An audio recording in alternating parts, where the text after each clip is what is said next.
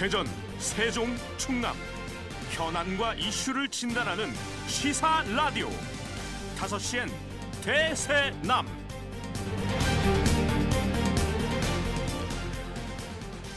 안녕하십니까, 김현선입니다. 지난해도 부동산 시장은 뜨거웠죠. 전국 아파트 매매가 상승률이 20%를 넘어섰고 지난 2002년 23%를 기록한 이후에 19년 만에 최고치를 기록했습니다. 정부는 부동산 시장의 안정을 위해서 많은 정책을 쏟아부었습니다만 시장의 반응은 냉담하기만 했죠. 2022년 새해가 밝은 지금도 이 부동산 시장의 향방은 여전히 뜨거운 화두입니다. 수많은 규제의 대립 속에서도 상승 곡선을 유지하던 부동산 시장 흐름이 최근 들어서 둔화되는 등 변화의 조짐이 지금 보이고 있죠. 이를 두고 이제는 떨어진다라는 하락 전망과 그래도 오른다라는 이 상승 전망이 지금 팽팽히 맞서고 있는 것 같습니다. 이런 가운데 우리의 부동산 시장은 기준금리 인상 또 대선이라는 중요한 변수가 남아 있습니다. 이 시점에서 중요한 것은 무조건 상승론이냐 또는 하락론이냐를 바라보면서 따라가던 과거의 의사결정 방식보다는 이 부동산 시장을 둘러싼 변수들을 고려해서 신중하고 냉철하게 판단, 결정해야 된다라는 전문가들의 목소리가 높습니다.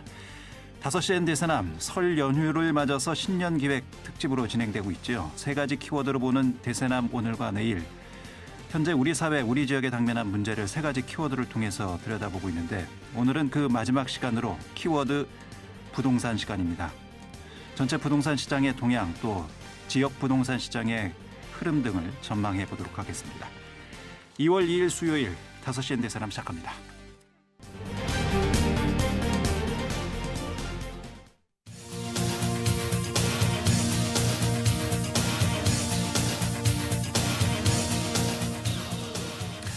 예, 집값이 변곡점을 맞이했다라는 시각과 또 상승세는 쉽게 꺾이지 않을 것이다라는 시각이 부동산 시장에서 팽팽하게 엇갈리고 있습니다.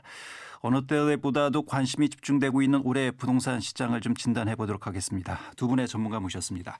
대전과기대 금융부동산행정과 박유석 교수 그리고 김인만 부동산경제연구소 소장 두 분입니다. 어서 오십시오. 안녕하세요. 안녕하십니까. 예, 반갑습니다.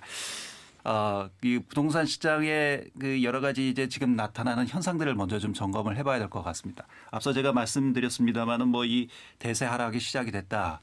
아니다. 뭐 잠깐의 숨고르기다. 이렇게 보는 전문가들이 지금 팽팽하게 맞서고 있는 것 같거든요.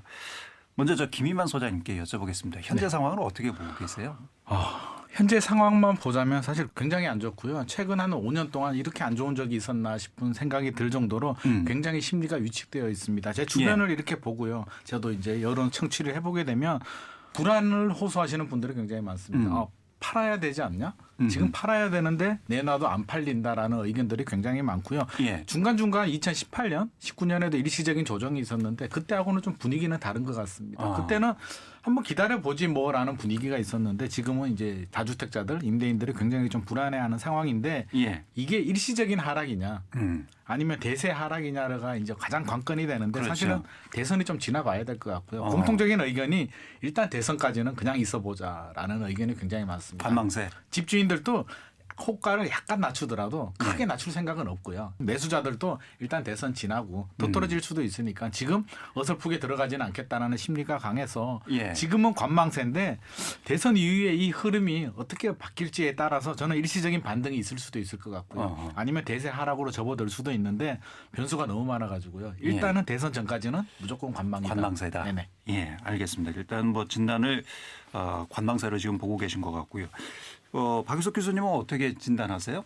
네, 우리가 뭐 부동산 가격 얘기할 때 보면 뭐 상승기다, 하락기다, 회복기다 뭐 이런 식으로 하나의 그래프로서 좀 설명을 좀 하거든요. 그러면 지금은 그 그래프 상에 어느 정도에 와 있을까라는 게 어떻게 보면 어떤 방향성에 대한 문제가 좀 될 것 같거든요. 근데 작년, 재작년까지 전국에서 부동산 가격이 가장 핫했던 지역은 뭐 수도권은 뭐 원래 그랬지만 세종 지역이라고 좀 볼 수 있을 것 같아요. 근데 작년에 이렇게 부동산 가격을 좀 보면 세종 지역이 2분기부터 계속 하락하는 모습을 좀 보여왔거든요. 그러니까 한두 달이나 아니면 뭐 일정 뭐 한 분기, 두 분기 정도면 모르겠는데 지금 거의 이제 1년이 다 되도록 부동산 호재가 있음에도 불구하고 가격이 이렇게 회복이 안 된다라고 하는 것은 어떻게 보면 전국적인 부동산에 대한 어떤 상징성을 좀 가진다고 생각이 좀 들어요. 그래서 그래프상으로 본다면 이제 마이너스로 가는 하락세가 시작이 됐다. 하락세가 시작이 된 거 아니냐라고 좀 볼 수 있을 것 같은데요. 예. 뭐 지표상으로 보더라도 지금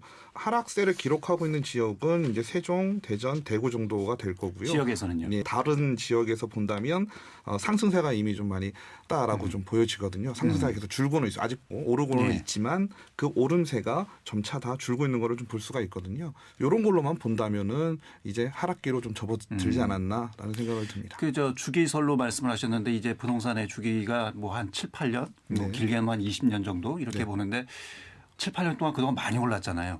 우리나라 부동산 시장이. 그러면 그 주기설로 보면은 하락세로 접어든 것이 아니냐 이렇게 또 진단할 수도 있고요. 여러 가지 측면으로 좀 볼 수가 있을 것 같습니다. 정부도 일단은 뭐 지역에 무관하게 지금 집값이 하향 안정세다 이렇게 아예 그냥 단정해서 얘기를 하고 있는 것 같거든요. 네. 예. 그리고 지금 뭐 그 시장의 과잉이라고 불릴 만큼 공급도 충분히 하겠다 이렇게 선언을 했고요. 그러면 계속해서 지속적인 하락으로 가는 것이 아닌가 이렇게 보는 또 관측들도 있던데 이건 어떻게 생각하세요? 충분히 근거가 있는데 저는 그런 생각이 들어요. 우리 과거에도 예. 정부가 그렇고요. 대통령께서 이렇게 말씀하시면 꼭 반대 경우들이 생겨가지고 그렇죠. 아 정부는 설사 분위기가 그렇다고 하더라도 조금 더 신중하게 발언하는 게 좋지 않을까 하는 내심 불안한 마음이 좀 있어요. 그래서 2021년 추석 지나고 분위기가 좀 반전이 됐거든요. 그래서 지금 한 5개월, 한 6개월 정도 이제 분위기가 꺾였는데 6개월만 가지고 하락이라고 단정 지을 수는 없거든요. 조금 더 지켜는 기간이 봐야 너무 돼요. 짧다고. 그렇죠?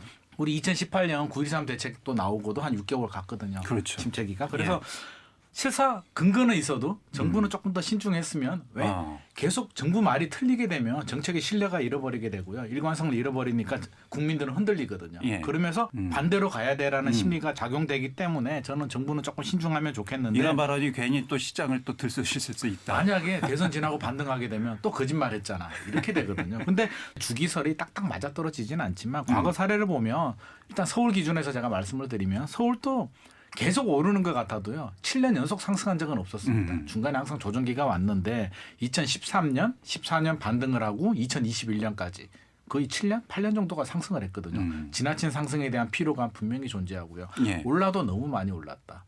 일반적으로 통계를 보면 뭐 35%, 40% 올랐다라고 하는데 그런 통계 말고 우리가 느끼는 아파트 있잖아요. 예. 중산층 이상이 구입하는 아파트를 본다면 3배 정도는 올랐거든요.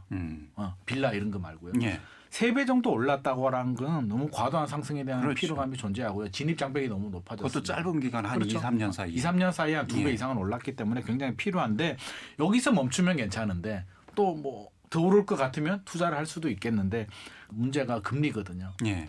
금리 인상 속도가 너무 빠릅니다. 예. 우리가 예상은 했지만 예상보다도 더 빨라요. 한 6개월 동안 지금 한국은행이 3차례 정도 올려서 1.25가 갔는데 아마 설 지나고 한 차례 더 올릴 것 같아요. 그럼 1.5, 올해 말까지 1.75에서 2%가 될 가능성이 있는데 우리만 올리면 괜찮은데 이제 미국이 또 시동을 겁니다. 예. 미국은 한 번 올리면 과거 사례를 보면 3년 정도 그렇죠. 올리더라고요. 예. 그러면 한 2025년 정도 되면 미국이 한 3% 정도 갈 것 같고요. 그러면 우리는 그 이상을 가야 그 되잖아요. 이상 갈 수도 있죠. 최소 저는 3%는 간다라고 봅니다. 예. 그러면 지금보다 2배. 지금 대출 금리가 2년 전에 그렇죠? 2년 전에 한 2% 정도 했었거든요. 예. 2% 초중반 정도. 1%대도 있었고요.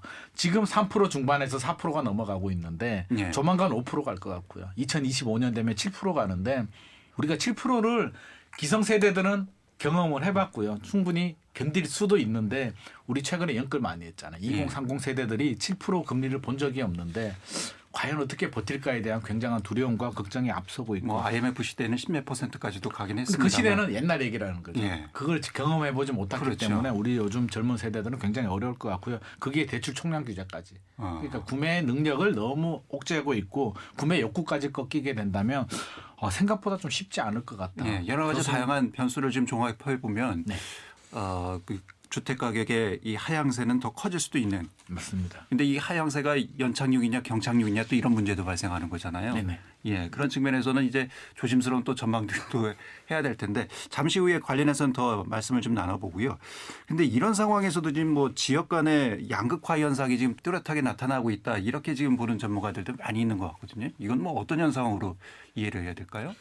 수도권과 지방에 대한 양극화도 분명히 존재를 할 것이고요. 수도권 내에서도 그렇고. 네, 그리고 수도권 내에서도 존재를 할 것이고 지방이면 지방 내에서도 이제 이런 부분들이 좀 생길 수 있을 것 같아요. 기존에 뭐 서울 수도권과 이제 지방에는 어느 정도 격차가 있는 부분은 충분히 있습니다. 근데 더 걱정이 되는 거는 이제 지역 내에서의 문제라고 좀 생각을 하거든요. 지역 내에서 부동산 가격이 처음에 이제 하락의 조짐이 보인다라고 한다면 아마 상승이 좀 많이 된 지역을 중심으로 처음에 조금 빠지는 게 좀 보일 거예요. 예. 그러다가 시간이 조금 지나서 하락세가 지속이 되면요. 그다음부터는 이제 인기 위주로 가게 됩니다. 조금 빠지던 지역은 그래도 가격을 어느 정도 방어를 할 것이지만 오히려 이제 좀 낙후 지역에 있는 아파트나 이런 가격 있잖아요. 중간 밑에 있는 아파트 가격들이 더 떨어지게 되는 거죠. 인기가 더 없어질 테니까요. 수요가 더 그쪽으로는 안 가게 그렇죠. 되겠죠. 예. 그러다 똘똘한 보면 체 중심으로 뭉치겠죠. 맞습니다. 예. 그러니까 지금은 다주택자들이 내가 신규 아파트 더 정주행권이 좋은 곳에 살면서 임대를 줬다면 이제 이걸 팔아야 될 상황이 오거든요. 조금 떨어지는 주거 환경이 있는 곳에는.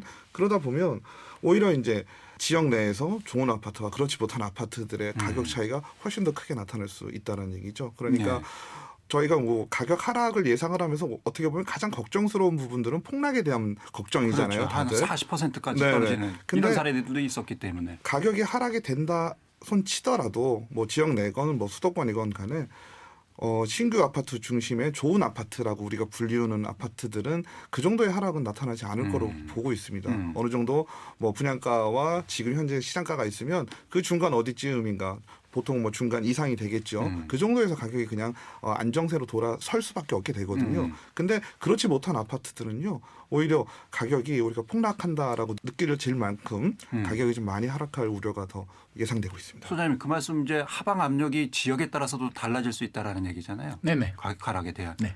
그건 글쎄요. 뭐 수도권도 뭐 마찬가지고요. 뭐 마찬가지죠. 지역 간에도 마찬가지고 저 박 교수님이 말씀하신 것처럼. 교수님 말씀하신 것처럼 뭐 저는 이걸 정상적인 과정이라고 좀 보고 싶어요. 왜 정상이냐고 한다면 이게 갑자기 생긴 건 아니고요. 원래부터 그랬거든요. 우리 에그 프라이 이론이라고 해서 예. 중심지 지역은 마지막까지 따뜻함을 유지하고요. 외곽부터 식는데 최근 수도권을 보면 외곽부터 식고 있어요. 서울 통계만 보면 그래도 버틴다? 상승세가 둔화된다? 뭐 이런 느낌이 있는데 수도권에서도 외곽 지역들부터 지금 마이너스 거래들이 나오고 있거든요. 지방으로 보면 마찬가지죠. 수도권, 지방 차이도 그런데 원래 이렇게 차이는 존재해요. 이게 뭐 수도권 외곽하고 서울이 똑같을 수는 없고요. 그렇죠. 지방하고 수도권이 똑같을 수는 없고 예. 엎치락 뒤치락 가격 갭이 줄었다 늘어났다. 이거는 정상적인 흐름인데 걱정되는 건 그거죠. 만약에 조정장이 왔을 때 그렇죠? 조정장이 왔을 때 외곽 지역부터 빠지게 되면 우리 서민 주거하는 그런 지역들이 주로 외곽 그렇죠. 소형 아파트 예, 예. 결국에는 뒤늦게 들어간 분들 자금 여력이 부족한 분들 리스크 관리가 좀 안 되는 분들이 더 큰 타격을 받을 수가 있어서 저도 이 부분에 대해서는 좀 걱정되는 부분이고요. 이게 연착륙이 되느냐 경착륙이 되느냐가 중요한데 새 아파트들 인기 지역 아파트들 단기간 급등했기 때문에 좀 조정이 될 수 있는데 많이 떨어지지 않아요. 왜? 전세 가격이 레버리지가 뒷받침이 되기 때문에 떨어지더라도 저는 한 20-30%.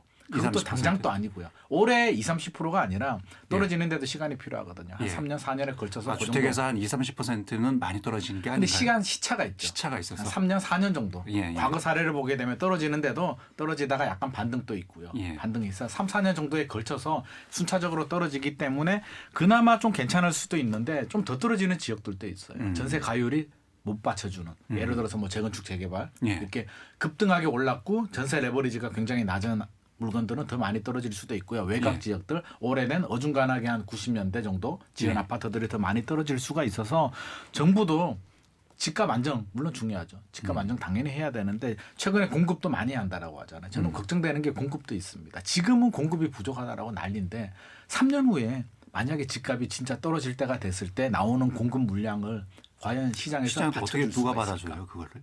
그러니까요. 그래서 저는 진짜 어려운 게 한 3년 후에 예. 발생하지 않을까 하는 걱정도 돼요. 아니, 미리 앞서서 지금 질문을 드려야 되는데 그러면 뭐 대선 후보들이 지금 뭐 200만 원, 300만 원까지 지금 얘기가 나오고 있잖아요. 아니 시장이 지금 이런 상황인데 경기가 침체됐는데 주택 가격이 하락했는데 공급이 이렇게 늘었다.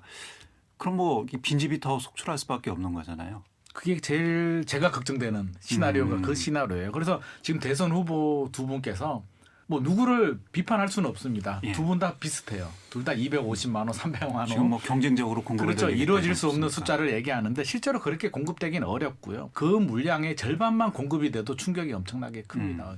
이게 타선 기간이라고 있잖아요. 예. 신도시들도 마찬가지거든요. 대전 세종에도 작년에 신도시 추가 계획들이 발표가 됐는데 발표가 될 때는 주택시장이 과열이 돼서 집값을 잡기 위해서 발표가 되지만 준비를 해서 입주 물량이 나오는 5년, 7년 후에는 주택시장 분위기가 반전이 되거든요. 예. 항상 그랬거든요. 그렇다면 2025년에서 2030년 사이에 그 물량을 받아줄 사람이 있어야 되는데 사람 심리는 굉장히 좀 갈대와 같아서 예. 집값이 오를 때는 너도 나도 못 사서 안달인데 주택시장 분위기가 반전이 되면 안 사거든요. 예, 기다리죠. 그렇게 되면 굉장히 하락 압력이 더 커지게 되면서 문제가 될 수도 있기 때문에 이런 예. 점도 저는 대선 후보들도 이런 점을 좀 고려해서 아니 그런데 작년까지만 해도 뭐 주택 공급을 늘려야 된다. 이 주택 가격이 이렇게 또 아파트 값이 오른 것은 주택 공급이 부족해서 그랬다.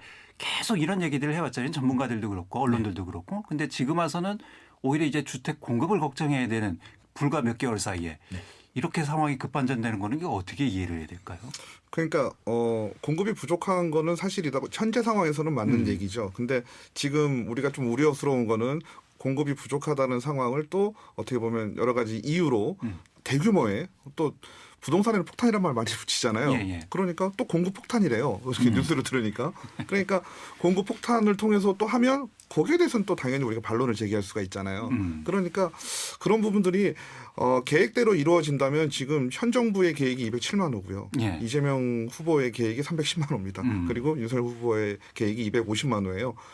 공급이 많은 거죠. 예. 근데 한 가지 조금 다행스러운 부분은 어쨌든 민간 부분이나 공공 부분이나 섞여 있겠죠. 지금도 부동산 경기가 좋지 않다라고 하기 때문에 부동산 경기 실사지수 이런 걸 보면 기업에서 그러니까 건설 회사에서 볼 때는 지금의 어떤 건설 경기라고 하는 것이 뭐 100을 기준으로 보면 한 75 정도 수준밖에 안 된다고 판단을 하고 있어요. 그러니까 그 얘기는 뭐냐면 우리가 새롭게 분양을 하긴 해야 될 것 같은데 예. 지금 경기가 그렇게 좋은 상황은 아니구나라고 판단을 보수적으로 접근한다는 거죠, 네. 시장을. 왜냐하면 그들은 지금 당장의 상황을 보는 것이 아니고 본인들이 이제 계획을 하고 분양을 하고 이제 준공까지 이루어서 전체 큰 몇 년의 시간을 봐야 되잖아요. 탄력적이지 못하니까. 예. 그래서 그런 것들을 하기 때문에 어떻게 보면 시장에서 지금 보고 있는 것보다 조금 더 멀리 보거든요. 시간을. 그런 점을 좀 생각을 해본다면 뭐 계획이야. 우리가 뭐 대전 같은 경우도 작년에 3만 원 계획이었거든요. 그렇죠. 예.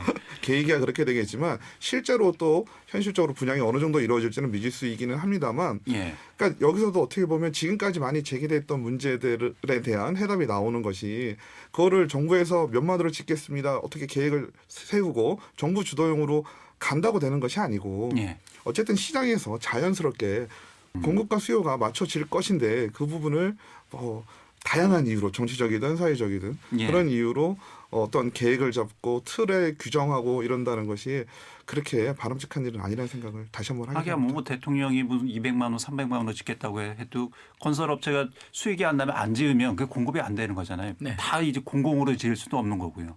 예. 맞습니다. 일반적으로 알 때는 250만 호를 뭔가 추가적으로 공급하겠다 그런 의미가 아닐까 받아들이는데 예. 저도 확인을 해보니까 민간 개발하는 기존에 나오는 물량들을 모두 합치고 거기에 공공이 노력을 해서 그 정도 물량을 만들겠다는 목표이기 때문에 예. 실질적으로 우리가 생각하는 것처럼 엄청나게 나오지는 않을 텐데 아마 신도시 물량들 있잖아요. 신도시는 한번 토지 보상을 하고 진행을 하게 되면 도로킬 수가 없거든요. 그렇죠. 민간 건설사들은 계획에 따라서 늦출 수도 있고요. 안 할 수도 예. 있는데 신도시는 밀어붙이기 때문에 신도시 물량들은 압박으로 작용을 할 것 같고 저는 거기에 동의하지 않아요. 자꾸 공급이 부족하다라고 하는데 예. 저는 공급이 부족하다는데 동의하지 않습니다. 왜 동의하지 않냐면 우리가 절대적인 공급이 부족한 나라가 아닙니다. 주택 보급률도 100%가 넘었고요. 자가 보유율도 한 60% 정도 되거든요. 예, 그렇죠. 미국이나 일본이나 자가 보유율이 대부분 6대 4예요. 집 가진 사람들이 6, 임대 4. 예. 그게 기본적인 밸런스고요. 100% 모든 사람들이 국민들이 100% 집 가진 나라는 없거든요. 예. 루마니아가 그런 실험을 했다라고 하는데 실패로 됐거든요. 그래서 왜 지금 주택이 부족하냐라고 한다면 저는 수요와 공급의 밸런싱에서 수요가 불안하니까 집을 사야 될 것 같으니까 적절한 공급 물량은 정해져 있거든요. 예. 수요가 더 오버슈팅이 되니까 집값이 올라가고 여러 가지 문제가 생겼는데 수요가 올랐다고 해서 그 수요에 맞춰서 공급을 해야 된다라는 입장을 가버리게 되면 수요가 줄어들게 되면 그 공급은 멈출 수가 없거든요. 예. 그래서 지금 정치권에서도 자꾸 공급이 부족하다라고 하는데 원인을 못 찾아서 그래요. 예. 집값 상승의 원인이 수요 억제 규제를 많이 했는데 3년 동안 4년 동안 규제하고도 집값을 못 잡았죠. 정부에서. 그러다 보니까 공급이 부족한 거 아니야? 공급이 부족하잖아라고 해서 공급으로 돌아섰는데 알고 보면 원인은 굉장히 복잡하다는 거죠. 단순히 공급 하나만 가지고. 그렇죠. 물론 공급 물량이 많이 나오면 수요가 오버슈팅이 돼도 공급 물량이 더 많이 나오면 안정이 되겠지만 그런 식으로 집값을 안정시키는 건 바람직하지 않거든요. 진짜 필요한 지역에는 일관성 있게 추진을 해야 되겠지만 수요가 일시적으로 늘어난다고 해서 공급을 거기에 맞추려고 한다면 향후에는 또 반대의 밸런싱 붕괴가 생기기 때문에 저는 차기 정부 새 정부에서는 이런 점도 다시 한번 고민을 해서 공급 정책에 대해서는 다시 한번 정립을 해야 될 것 같습니다. 이게 주택의 특징상 이게 수요와 공급이 딱딱 맞는 게 아니잖아요. 시차가 맞습니다. 있는 거잖아요. 그런 측면에서 보면 과연 이제 공급이 부족했느냐에 대한 문제 제기를 이제 소장님이 해주셨고요. 지역의 경우는 어떻게 봐야 될까요? 지역도 지금 뭐 세종 같은 경우에는 40%가 집값이 올랐고 그리고 대전도 계속해서 최근까지 이제 상승세는 지속되지 않았습니까? 네네. 그럼 지역은 공급이 부족했습니까? 아니면 가수요, 이른바 이제 또 뭐 투기적 수요가 많았습니까? 그 부분도 좀 봐야 될 것 같아요. 네, 뭐 원론적으로 가격이라고 하는 것이 어쨌든 수요가 어떤 비정상적으로 늘어나거나 아니면 공급이 비정상으로 줄거나 이럴 경우에는 차이가 많이 나겠죠. 그러면서 가격이 폭등할 가능성이 좀 있는데요. 지금의 상황 우리 소장 말씀하신 것처럼 맞습니다. 그 수요가 예를 들어서 20, 30대가 지금 굳이 집을 안 사도 되는 상황이잖아요. 근데 그분들이 지금 집을 사지 않으면 평생 못 산다라는 인식이 한 2, 3년 정도 확산이 엄청 됐거든요. 그러다 보니까 수요가 늘어난 거예요.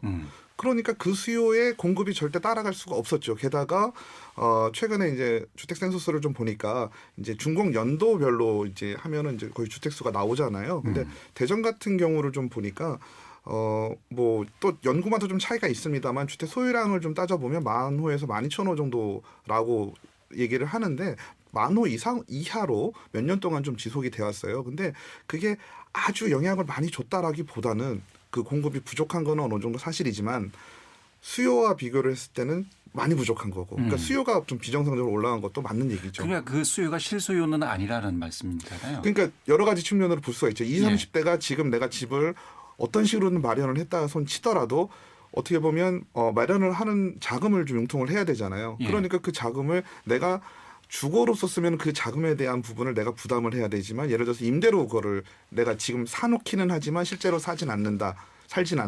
이런 상황일 수 있는 가능성이 더 높다고 보거든요. 아직 뭐 가정을 이루지 않은 상황에서 뭐 우리가 85제곱 아파트에 혼자 살 이유는 없잖아요. 그러니까 집은 마련을 해놨지만 내가 실제로 그는 임대 수요로 다시 놓는 이런 경우가 더 많을 거라는 생각이 좀 들거든요.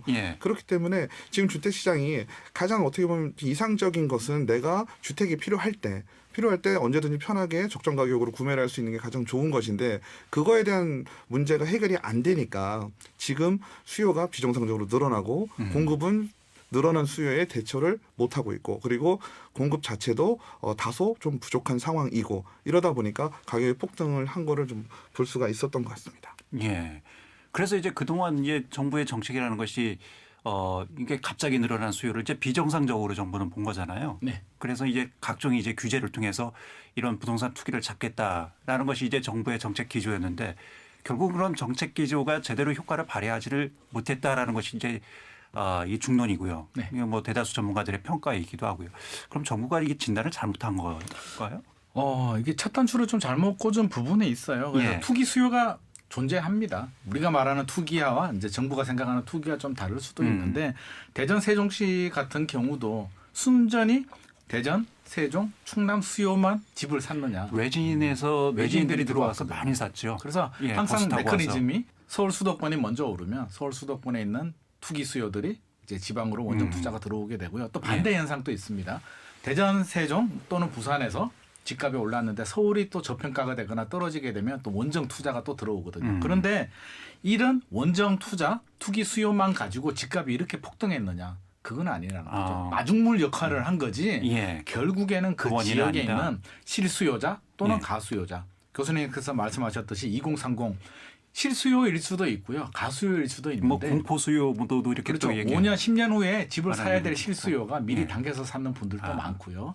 굳이 전세 살아도 되는 분들이 지금 안 사면 안 되겠구나라고 해서 사신 분들이 있는데 그분들의 투기 수요로 볼 수는 없는 거죠. 결국에는 그렇게 해서 집값이 올라가는데 자 이렇게 본다면 저는 각 지역별로 이제 우리가 좀 냉정히 알아야 될 게 우리가 절대적인 양이 부족의 시대냐 주택이 주택 양이 부족하지는 않는데 저는 질의 부족 시대라고 보거든요. 지대 부족. 교통 예. 좋은 곳 우리가 다 지금 먹고 살만 하잖아요. 물론 예. 굉장히 어려운 분들도 있지만 평균적으로 본다면 옛날에 비해서 차 없는 분 별로 없잖아요. 어느 정도 집도 좋은 집, 학군이 좋은 집, 편의시설이 좋은 집, 그렇죠. 또 역세권 좀 가까우면 더 좋겠고 예. 브랜드면 더 좋겠고 새 아파트면 더 좋겠고 질이 좋은 아파트를 찾다 보니까 질이 좋은 아파트들은 제한적이라는 거죠. 예. 지역 내에서도 대전 내에서도 제한적이고요. 더 크게 본다면 그렇죠. 대전 세종 너무 좋잖아요.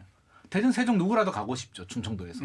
그렇게 되다 보니까 대전 세종이 최근에는 약간 조정이 되지만 저는 결국에는 간다면 서울 같은 경우는 서울 수도권 좋죠. 예. 지역에서도 이제 모두가 다 오르기보다는 대전 세종이 더 집중화가 강화될 거예요. 아, 저는 그런 그렇게 측면에서 봅니다. 양극화가 되겠네요. 또. 그렇죠. 지역 내에서도 아마 조정장이 오더라도 물론 전체적으로 약간씩은 조정이 되겠지만 대전 세종은 국권이 잘 버틸 가능성이 높고요. 일부 예. 조정은 되겠지만 예. 오히려 외곽 지역들이 서민 주거 지역들이 더 타격을 받을 가능성이 있습니다. 주택 보급률이 뭐 100% 넘었다고 하지만 살고 싶은 지역의 주택은 또 한정되어 있기 때문에 맞습니다. 뭐 사람의 심리가 좋은 곳에서 살고 싶지 이런 낙후 지역에서 살고 싶은 사람은 또 없으니까 네. 그런 심리 때문에 늘 이제 수요와 공급의 이 차이가 발생할 수밖에 없다. 예. 그런 말씀이신 것 같아요. 그럼 세종 같은 경우에는 그러니까 재작년에 40% 정도가 올랐잖아요. 네네. 예. 그러다 갑자기 또 작년에는 전국 최고로 또 하락률이 높았고요. 그게 이제 뭐 행정수도 여러 가지 이제 이슈가 터지면서 그러니까 세종이 이제 뜨거워졌었는데 갑자기 세종이 이렇게 오른 이유와 이 갑자기 또 이렇게 식은 이유는 어떻게 분석을 해야 될까요? 그러니까 우리가 2020년 8월 기준으로 그때 어떤 시장에 충격이 왔다라고 볼 수가 있거든요. 이제 예. 그때 뭐 수도 이전이라든지 국회 분원 설치에 대한 게 이제 이슈화가 됐고 어떻게 보면 현실적인 얘기가 아무것도 없는데도 정치적 영향력을 갖고 계신 분이 몇 마디 하는 바람에 그렇게 됐다고 보여지기도 하거든요. 예. 그래가지고 그때 2020년 8월 이후로 급격하게 또 올랐습니다. 그렇다고 해서 세종이 그 전에는 오르지 않았냐? 아니거든요. 계속 지속적으로 오르던 지역이었는데 어느 정도 제가 생각할 때는 2020년 들어서 그래도 어느 정도 조정이 들어간다, 좀 안정이 되는 것 같다라는 상황을 좀 봤거든요. 왜냐하면 가격이 이제 너무 올라서 그 가격에 대한 이제 저항이 좀 생기기 시작했거든요. 그랬는데 마지막 임팩트가 이제 2020년 8월에 온 거예요. 그러다 보니까 그때도 갑자기 또 탁 올랐거든요. 예. 그래서 1년 동안 따져보니까 또 한 30% 정도 오른 그런 상황이 그래서 뭐 됐는데 1년 평균 한 44%가 이렇게 네, 오른 걸로 그래서 그 이후 이제 2021년이 도래해서는 이제는 더 이상 이 가격 이상은 세종에서 거래될 수가 없다라는 심리가 좀 예. 본 것 같아요. 그래서 2021년 2분기부터 가격이 좀 점차 떨어지는 모습을 좀 보여왔는데요.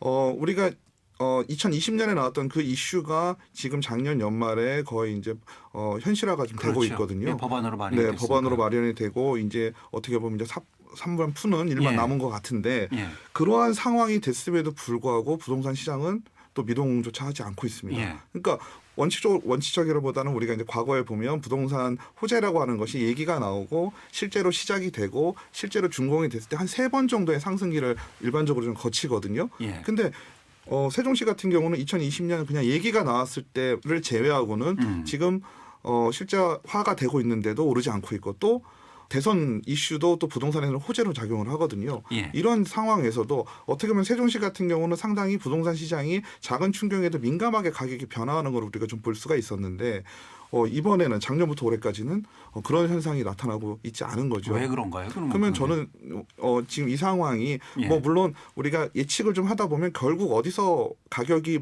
어떻게 보면 멈춘다라고 하는 것이 더 이상 그 이상의 가격을 주고는 우리가 합리적인 소비를 하게 되어 있잖아요. 예. 물론 그 합리적인 소비라는 게 가끔은 패닉 상태가 돼서 우리가 과거에 그렇죠. 그렇게 했지만 예. 그래도 어느 순간에 되면 정신을 차리면. 네, 그 이상은 우리가 가격 구매할 수가 없다라는 예. 그 수준이 오거든요. 예. 그 상황을 반영을 했을 그럼 때 그 수준을 넘었다 이렇게 저는 보시는 그 거예요? 수준에 이제 도래를 한 것이 아닌가라고 좀 보고 있는 겁니다. 예. 소장님은 어떻게 분석하세요? 이 세종시의 경우? 저는 지극히 정상의 과정이라고 봐요. 어허. 교수님 말씀하셨듯이 예. 세종시 좋습니다. 신도시고요. 예. 신도시가 실패한 적도 없고요. 신도시에 충청도에 있는 탄탄한 수요를 흡수하기 때문에 당연히 좋은데 꾸준히 올라가는 게 정상이고요. 예. 물량도 이제 서서히 줄어들겠죠. 당연히 인프라도 좋고 교육 환경도 좋고 좋은데 이게 왜 비정상이 생겼냐면 결국 정치권에서 2020년 8월이죠. 국회 이전에 대한 이슈를 던집니다. 그렇죠. 안 올라도 되는데 예. 너무 과도한 미래 가치가 선반영이 된 거고요. 자, 결국에는 저는 되리라고 봐요. 한 10년? 15년이 걸리면 이전이 합니다. 그런데 예. 2020년 8월 이후에 어떤 분위기가 형성이 됐냐면 세종이 이제 드디어 수도가 된다. 예. 강남하고 똑같아. 서울과 된다. 라는 심리가 갑자기 부동산 시장하고 맞물린 거죠. 예. 사실 집값이 오를 때는 동네 주민센터 생기는 것도 개발호재라고 하는데 그렇죠? 그렇습니까? 이게 국회가 이전이 되고요. 예. 아니 수도가 된다는데 이것보다 더 좋은 개발 호재가 뭐가 있을까요? 지하철 생기는 것보다 더 큰 개발 호재. 그렇죠. 세종이 대한민국 수도가 되는데 예.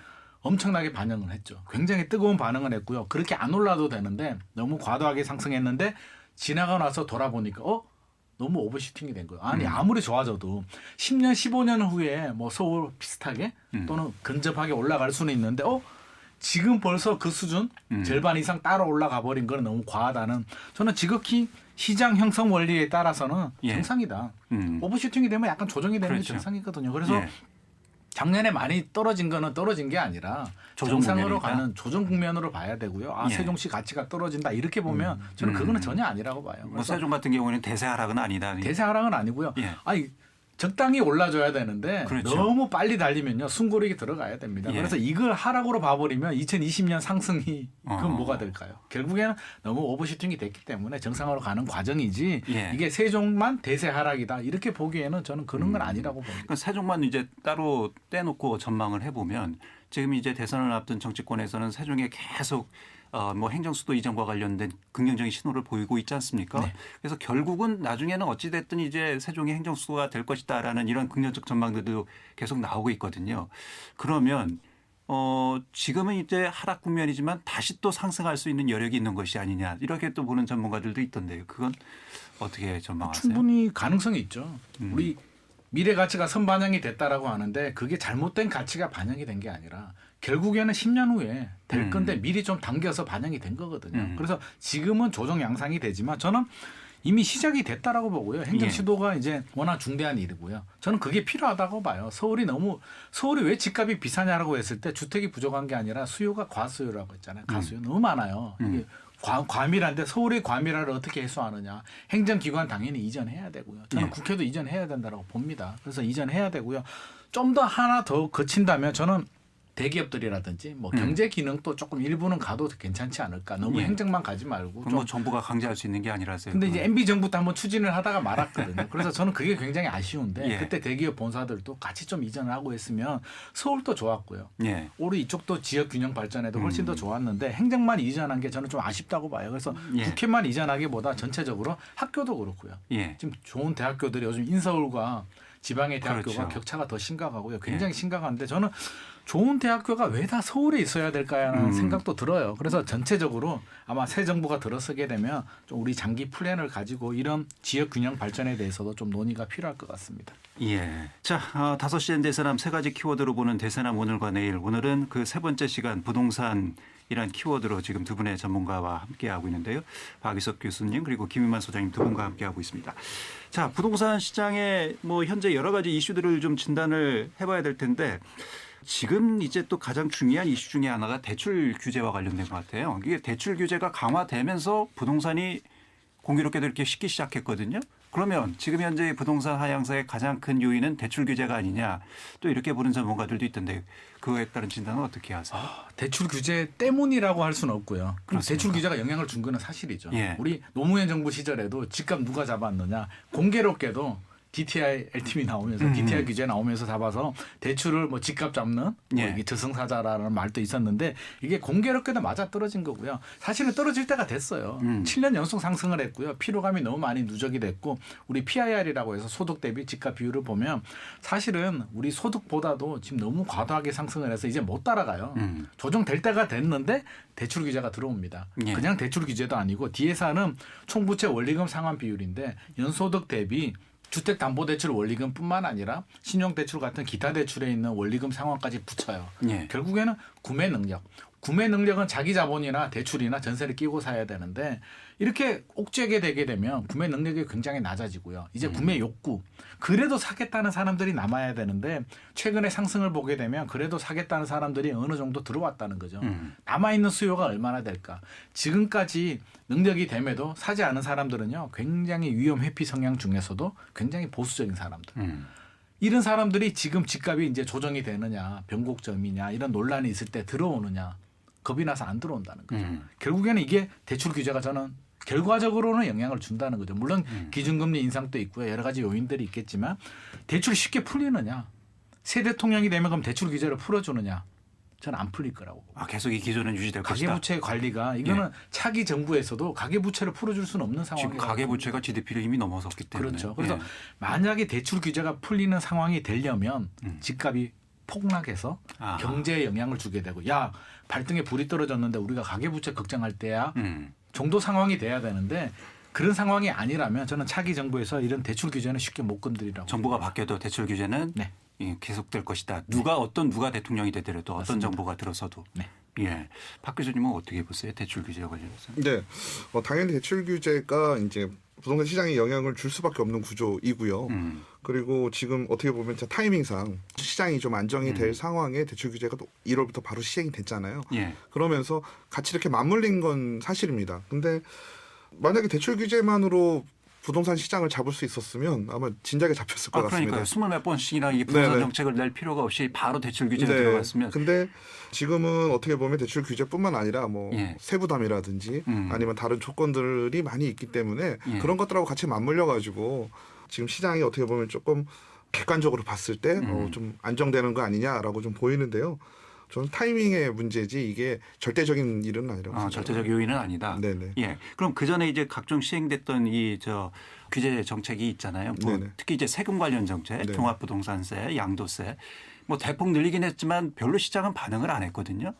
그럼 세금 정책은 부동산에 별로 유효한 정책이 아닙니까? 사실은 저는 이게 좀 바람직하지 않았다고 봐요. 이게 아까 제가 생각을 해보면 나는 사고 싶습니다. 사고 싶은데 못 사게 합니다. 그러면 과연 안 살까요? 나는 공공의 이익을 위해서 주택시장 안정을 위해서 안 사야겠다라고 생각할까요? 수요자들이 그래도 사야겠다라고 생각을 할까요? 그 욕구는 줄어들지 않거든요. 정부는 지금까지 물론 대출 규제가 지금 나온 게 아니고요. 그래도 집값이 올랐다는 얘기는 세금 규제 가지고는 안 된다는 거고요. 세금 규제 자체도 틀렸습니다. 보유세를 올렸거든요. 종합부동산세 강화시켰다. 종합부동산세를 올리는 이유는 너 많이 가지고 있으면 세부담이 크잖아. 가지고 있지 마. 팔아. 라는 신호인데 어디에서 막혔냐면 양도세도 중과세를 했습니다. 예. 퇴로가 팔려고 없었다. 하다 보니까 다주택자 중과세에 걸려서 최고 세율이 75%, 예. 지방세까지 82.5%인데 야 동업도 5대5인데 70% 세금을 내고 어떻게 파냐. 나 그냥 증여하려다. 증여 최고 세율이 50%거든요. 차라리 증여하는 게 낫거나 그냥 기다리겠다는 수요가 출구가 막혀버렸다는 거죠. 그러면 세금 규제를 할 때에는요. 보유세를 올렸다면 양도세는 좀 낮춰주거나 출구를 만들어줬더라면 저는 훨씬 더 효율적이라고 보는데 좀 거래세를 낮춰서 그렇죠. 여기서 왜곡이 생기는 거죠. 예. 수요와 공급의 밸런스를 제가 항상 얘기를 하는데 2020년 2021년 시장만 보더라도 전체적으로 거래량이 줄었습니다. 거래량은 줄었는데 집주인들은 매물을 안 내놓게 되죠. 양도세에 막혔어. 예. 정부가 대규모 공급 계획을 발표하는데 입주 물량이 언제 나올까요? 2025년, 2027년 정도 돼야 나옵니다. 그렇죠. 예. 시차가 입주 있죠. 물량도 안 나오고요. 다주택자 매물도 안 나옵니다. 공급은 굉장히 줄게 되는데 수요도 같이 안 사면 돼요. 근데 불안한 실수요자들이 안 살 수가 있나요? 2020년, 2021년 엄청났잖아요.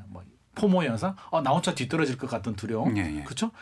벼락거지라는 용어까지 등장을 하면서 결국에는 몇 개 안 되는 매물을 사면서 이게 집값이 폭등하게 되거든요. 그래서 이런 부작용들이 생긴 건 저는 이 정책의 실패라고 봐요. 그래서 밸런스, 보유세를 올리면 양도세를 좀 낮춰주는 게 맞고요. 이 예. 적절한 정책을 펴야 되는데 너무 모든 정책을 올인함으로써 오히려 풍선 효과만 더 키운 것이 아닐까 하는 생각을 합니다. 예. 그래서 일부 양도세를 완화한다, 한 대선 후보는 양도세를 종합부동산세를 폐지하겠다 등등 여러 가지 이제 공약들이 나오고 있거든요. 그럼 한시적으로나마 양도세를 완화하든지 아니면 양도세를 정말 파격적으로 폐지하든지 이러면 공급량이 또 획기적으로 늘어날까요? 그 다주택자들이 시장에 물건을 많이 내놓을까요? 그건 부작용이 또 있을 수도 있습니다. 우리가 예. 지금 양도세 완화에 대해서 긍정적으로 볼 수 있는 부분은 지금과 같이 어떠한 내가 매물을 내놓고 팔려고 하는데 어떤 세금에 대한 부분이 너무 세거든요. 그 부담이 되니까 그거를 못 팔고 있는 수요가 분명히 있습니다. 근데 예를 들어서 장기적으로 계속 양도세에 대한 부분이 부담이 없어지면 그는 누가 또 투자를 계속 하게 되겠죠. 왜냐하면 아무리 보유세가 많이 낸다고 하더라도요. 양도 차익보다는 적습니다. 그러니까 우리가 지금 종부세를 많이 뭐 맞는다고 치더라도 서울 같은 경우 지금의 좀 안정세로 돌아서긴 했지만 예. 과거의 상승기에 비교를 하면요. 세금 1억 내도 2억 오르면은 괜찮거든요. 근데 그렇죠. 양도세 부담이 예. 없으면 그게 또 나의 이익으로 고스란히 오게 되기 때문에 예. 그래서 문제점이 좀 있는 뭐 거고. 5, 6억 벌고 뭐 세금 뭐 종부세 한 뭐 몇백 내는 거 뭐 아무것도 아니죠 사실. 네, 그런데 그나마 양도세에서 어떻게 보면 좀 큰 부분을 우리가 이제 세금으로 걷어들일 수 있고 이익을 좀 줄일 수 있는 부분이 좀 있었거든요. 근데 지금 오해하지 말아야 될 부분들은 양도세를 완화하자라는 거는 출구 전략을 마련해 주겠다라는 뜻이지 세부담을 아예 줄여주겠다는 뜻은 아닙니다. 예. 그러니까 지금 정책을 이렇게 펼칠 테니 가지고 있는 다주택자들은 가지고 있는 물량을 집을 내놔라. 시장으로 내놓으십시오라는 시그널로 받아들여야 되지 예. 이거를 오해를 해가지고 이제 양도세가 완화됐으니까 내가 또 굳이 안 팔아도 되지 않나 이런 생각을 하는 거는 옳지 않은 거죠. 예. 네. 아니 여러 가지 이제 이 뭐 종합적인 뭐 특히나 이제 부동산 시장은 심리까지 작용하기 때문에 이게 분석하기도 상당히 어렵고요. 뭐 작용이 있으면 반작용이 있어야 되는데 작용이 있다고 해서 바로 또 반작용이 있는 그런 시장도 아니어서 참 어렵습니다. 자, 뭐 아까 이제 앞서서 이제 금리도 말씀을 하셨습니다만 사실은 이제 가장 부동산 시장의 핵심 이슈는 이건 뭐 변수가 아니라 이제 상수가 됐습니다. 금리 인상이 이제 기정사실화됐고 과연 몇 회를 올릴 것인가, 얼마까지 올릴 것인가가 이제 변수인 거잖아요. 네. 예. 금리가 인상되면 당연히 부동산 시장은 하락할 수밖에 없다. 이건 뭐 기본 경제 상식이다. 이렇게 이제 보시는 분들이 많이 계신데 그 말씀에 동의하십니까, 소장님? 금리 하나만 보자면 안 맞을 수 있어요. 우리 과거 사례를 보면 금리가 그렇습니까? 떨어졌을 때도 집값이 오른 경우들도 있고요. 미국이 금리를 올려도 집값이 또 올랐고 주식도 어허. 오른 경우가 있는데 지금은 상황이 좀 달라요. 예. 최근의 상승에 대해서 주식, 뭐 부동산, 코인 뭐 전체적으로 5년 동안 다 올랐는데 공통적인 요인이 있죠. 저금리, 유동성의 힘. 그렇죠? 그것 때문에 사실 오른 거예요. 이렇게 많이 오를 건 아니거든요. 그렇죠. 그렇다면 과거하고 다르게 자, 지금 금리가 오른다는 얘기는 물론 인플레이션 때문에 물가 때문에 올릴 수도 있는데 결국에 유동성을 회수한다는 의미고요. 예. 그 유동성이 회수했을 때 5년간의 상승에 대한 원동력이 없어진다는 것이거든요. 그렇게 바라본다면 지금 금리 인상은 굉장히 중요한 변수가 되고요. 변수가 아니라 상수라고 말씀하셨는데 예. 집값이 대세 하락이다. 라고 말씀하시는 분들이 있고요. 아니다. 일시적인 조정이라고 말씀하시는 분들이 있는데 금리를 보는 관점이 다른 거예요. 대세 하락으로 보는 관점은 상수로 보는 거죠. 이제 3년 동안 금리가 계속 오를 것이다. 대세 하락으로 가는 거고요. 예. 대세 하락이 아니다. 일시적 조정으로 보시는 분들은 미국이 금리 그렇게 못 올릴 거야. 잠깐 올리다가 말 거야라는 지금 게 코로나 전제 때문에 조건이에요. 워낙 이제 어려운 상황인데. 그렇죠. 예. 경제도 그렇게 회복을 안 했는데 금리 계속 올릴 수 있을까? 라는 게 변수예요. 그래서 금리를 계속 올린다면 대세 하락으로 갑니다. 예. 안 갈 수가 없고요. 미국이 한 2차례 또는 많게는 4차례 올리고 스탑을 한다라고 하면 생각보다 대세 하락이 그렇게 빨리 안 올 수도 있습니다. 예. 그래서 변수자 상수가 될 수도 있는데 공통적인 요인은 금리라는 거죠. 금리가 계속 오르는데 지금 상황에서 다시 반등을 하고 대세 상승이 된다? 저는 그거는 어렵다고 봅니다. 네, 지금 이제 어떻게 보면 코로나 이전 상황으로 돌아가서 지금 1.25%입니다. 예. 우리나라만 보더라도 어떻게 보면 지금 미국이 금리를 올리기 전에 미리 올렸거든요. 우리는 선제적으로 올릴 네. 수밖에 없어요. 그 네. 충격을 완화하기 위해서는. 그러니까 예. 어떻게 보면 미국에서는 경제 상황을 주로 보고선 금리를 올릴지 말지를 좀 결정하는 경향이 좀 있고요. 예. 우리나라 같은 경우는 물론 좀 이상적으로 뭐 다른 경제 상황이라고 얘기는 하지만 저는 그 이면에는 부동산 문제가 더 크지 않았나 싶은 생각이 좀 부동산 들거든요. 잡기 위해서. 네, 예. 가계대출이 워낙 상승세가 가팔랐기 때문에 예. 이제 그 부분에 대한 거에 좀 무게를 더 줬다고 생각을 합니다. 근데 지금도 올해 지금 코로나가 더 어떻게 보면 더 확산되는 조짐도 보이는 이 시점에서 예. 좀 어렵거든요. 그리고 예. 어떤 서민들에 대한 지원 이런 부분도 있는 와중에 금리를 작년에 2번 올리고 또 올해 시작하자마자 또 한 번 올렸잖아요. 그런 거는 가계대출 증가에 대한 거는 확실히 막겠다라는 의지로 좀 해석이 좀 되거든요. 예. 그래서 아마 올해도 뭐 2번, 3번 정도 더 오를 것이다라고 생각을 하고 있습니다. 예. 그렇기 때문에 부동산 시장에 미치는 영향은 당연히 어떻게 보면 좀 부정적이라고 좀 볼 수 있을 것 같고요. 이러다가 이제 나중에 어떻게 보면 좀 혼란이 부동산 시장이 생긴다라고 할 경우는 이제 금리 인상으로 인해서 어떤 대출 상환에 대한 문제 또 대출 자체의 내용이 주담대인 그러니까 주택담보대출뿐만 아니라 또 타 대출을 같이 우리가 받았잖아요. 지금 주택을 구매하신 분들이 그럼 그런 분들의 부담은 어떤 금리 인상의 효과보다도 훨씬 더 크게 다가올 거거든요. 수치적으로 봤을 때요.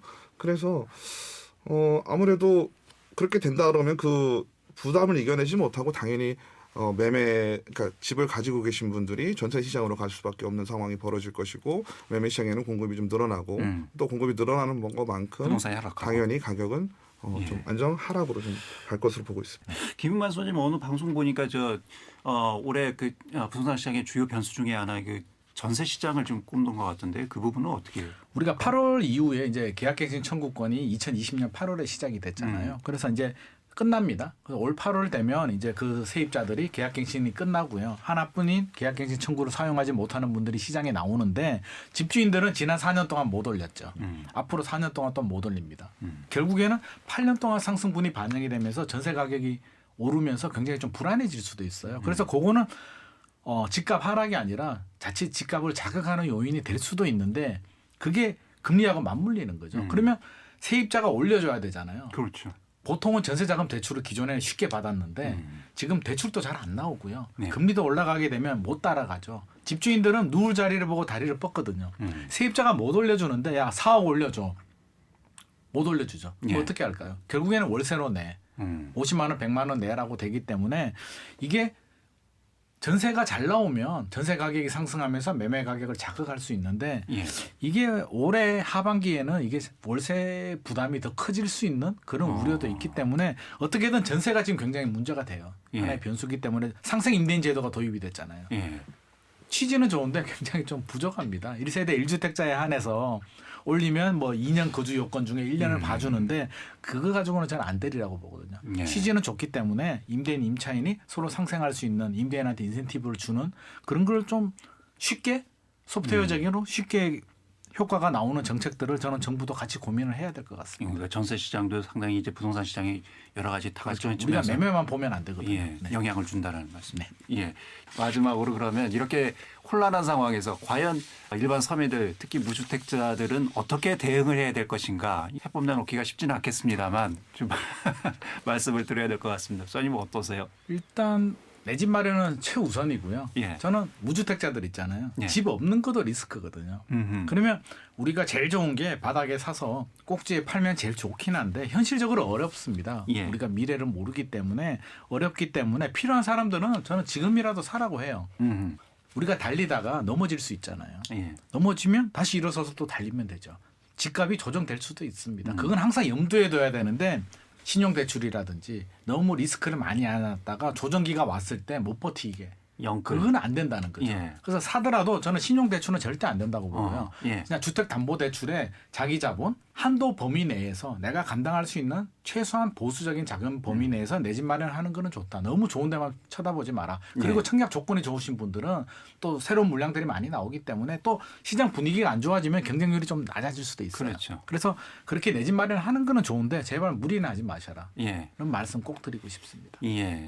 어차피 뭐 집 한 채 뭐 자기가 살 집이면 언젠가는 사야 되기 때문에 그리고 장기적으로 또 우상향하죠. 화폐 가치에 따른 인플레이션에 따른 화폐 가치 하락도 있기 때문에 너무 걱정하지 마시고. 근데 이제 투자 목적으로 사시는 분들은 이건 좀 아니다 말씀이시고요. 박유석 교수님 마지막으로 말씀드리겠습니다. 뭐 기본적으로는 우리가 부동산을 뭐 투자를 하건 실소유를 하건 아니면 실거주를 하건 정부가 어떻게 하느냐 또 시장이 어떻게 돌아가느냐를 따져봐야 되잖아요. 근데 우리가 현실적으로 보면 지금은 정부의 정책으로 인해서 가격이 좀 안정된 것처럼 보이기도 하지만 어떻게 보면 가격이 오른 만큼 올랐기 때문에 시장이 안정된 부분도 충분히 있거든요. 그러니까 어느 한쪽으로 치우치면 절대 안 될 것 같고요. 또 실수요자분들은 뭐 거의 뭐 답이 항상 비슷한데요. 분양시장은 아직까지도 가격 변동이 작고 또 가격 상승폭도 그리 크지 않습니다. 그러니까 지금 이제 공급이 많이 되는 상황에서 분양시장 쪽으로 노리시는 게 실수요자분들. 대전에 이제 분양 시작하는 곳이 몇 군데 많이 있습니다. 용문부터 해가지고 쭉 나오거든요. 그러니까 실수요자들은 분양으로서 내 집을 마련하는 것이 가장 유리하다고 생각을 합니다. 알겠습니다.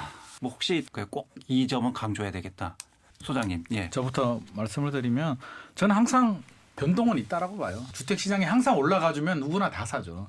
중간에 조정기도 있는데 그걸 너무 걱정하지 말고 실수요자들은요 너무 계산하지 말고 필요한 내 집 마련하는 게 좋은데 다주택자들 특히 연끌하신 분들은 좀 리스크 관리가 필요합니다. 그래서 아직까지 제가 뭐 1년 만에 뭐 집값이 크게 변동이 된다 그렇게 보진 않아요. 한 3년, 4년 정도 시간이 있기 때문에 혹시라도 신용대출을 좀 받으신 분들 또는 예비 신혼부부가 전세자금 대출까지 동원해서 이렇게 하신 분들은 시간이 있으니까 허리끈 좀 졸라매고요. 신용대출부터 먼저 좀 상환을 하고 서서히 우리 연착륙 또는 경착륙은 없어야 되겠지만 뭐 정부가 개입을 하겠죠. 예. 연착륙 가능성은 생각을 하고요. 서서히 준비를 해서 신용대출을 먼저 좀 상환을 하고요. 예. 담보대출 받았다면 조금 줄여나가고 그렇게 추가 투자는 좀 하지 마시고요. 당분간은 집 하나만 가지고 보수적으로 접근해라. 그렇죠. 그렇게 좀 하면 좋을 것 같습니다. 뭐 하락세에 대한 마음의 대비도 좀.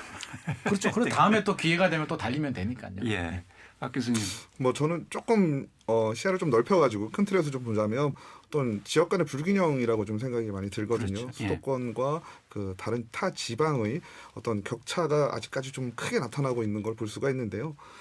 뭐 지방자치도 시행을 하고 우리가 뭐 기업도시나 혁신도시 뭐 이런 걸 통해서 행정기능도 분산하고 산업기능도 분산하려고 노력을 많이 했는데 현실적으로 보면 아직까지는 좀 많이 그러지 못하고 있는 게 근데 현실입니다. 대선 후보들이 다 지금 수도권을 중심으로 해서 뭐 GTX 놓겠다, 신도시 개발하겠다 그러니까 이러는데 저는 대한민국이라는 걸 생각할 때 옳은 일인지 균형 발전 차원에서 조금 의문스러웠거든요. 그러니까 뭐 여러 가지 방법이 있을 수 있을 것 같지만 제 생각에는 기준에는 행정수도 이전 반드시 필요하다고 봅니다.